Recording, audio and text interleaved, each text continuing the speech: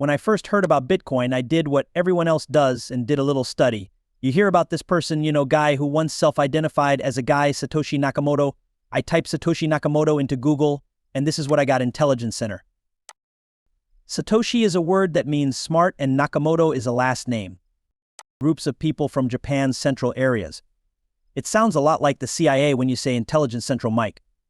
Okay, so what if this was made by the NSA, the CIA, or someone else? A lot of different ideas have been put forward about who made Bitcoin and why. Some of the scariest and most suspicious ideas are that Bitcoin was made by the US National Security Agency.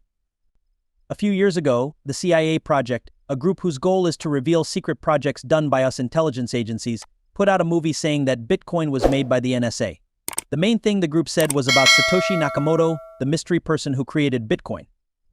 Satoshi Nakamoto's name means Central Intelligence in Japanese, which is a clear reference to the CIA.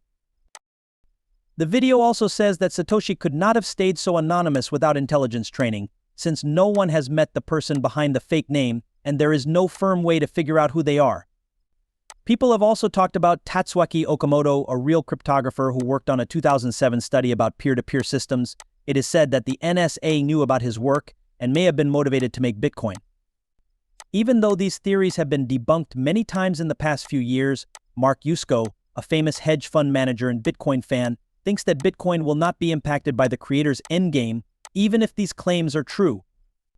In a recent interview, Yusko said that the NSA might be behind Bitcoin because the powerful people knew that the dollar was going away soon and wanted a replacement that they could still control. Yusko agrees that Bitcoin does not have a backdoor, but he is not sure if this is true for other cryptocurrencies that are controlled by a single group. We'll show you clips from the interview where Yusko talks about how the current financial system is doomed, how Bitcoin came to be, and what will happen in the end. But first, please like this video, subscribe to the channel, and turn on post notifications to get more movies like this. Thanks, and have fun with the movie. What if this was made by the NSA, CIA, or someone else? And 2 years ago, in 2007, Nakoshi Sakamoto wrote a study that was paid for by the NSA. I think I said that wrong, but it's just a homonym, and that person is real. He was in charge of security for NTT in Japan. The report was mostly about a peer-to-peer system. That's not normal. Did the NSA really make this? If so, was it because they knew the dollar was dead? How did they know that? In 1776, when the Republic was founded and we split off from our parent company in the UK to open this shop in the US, a dollar was worth a dollar. This went on until 1913. It changed a little during the Great Depression and the war, but it was still worth a dollar. At that time, there was no central bank, so there was no inflation. In 1913, we copied the Bank of England, which had copied the Dutch National Bank. In 1607, the Dutch National Bank was the first central bank. This helps to explain in part how the Netherlands, which is about the size of Ohio, beat the Spanish Armada. Think about that. So Portugal had the world's most valuable currency and was the most powerful country. Then Spain took them over, and now the Netherlands has taken over Spain, because they printed money out of thin air to pay for the private army. They then sent people all over the world to settle down, which made them a little too busy. Then Napoleon came along and beat them, so the French took over for a while. Then some Rothschild family members came to the UK and opened the Bank of England. The Bank of England then gave money for steamships, which meant that they took over from France. So since we broke away from the UK, we set up this thing in 1913, which is also the year the Fed was founded. The UK attacked Mesopotamia, took on a lot of debt, and the pound sterling began to fall apart. It took the US, which was a new country, 31 years to take over. The British Empire was always there. The pound sterling was the main currency used around the world. It was the strongest, but then we got nuclear weapons and made a deal called Bretton Woods that we would be the world's reserve currency.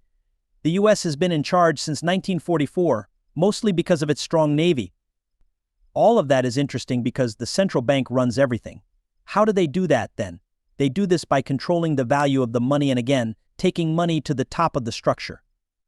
People who believe these ideas think that the NSA made Bitcoin so that the US government could take all the Bitcoins one day and use them to fix the economy. However, there is another side to the story that makes this less likely. The close call between 2007 and 2008 and the way central banks reacted by printing so much money inspired someone or a group. Then, they took the chance to show the world something they've been working on for years or even decades because they thought the crisis had taught many people enough about the trust system which is how Yusko likes to describe the old banking system.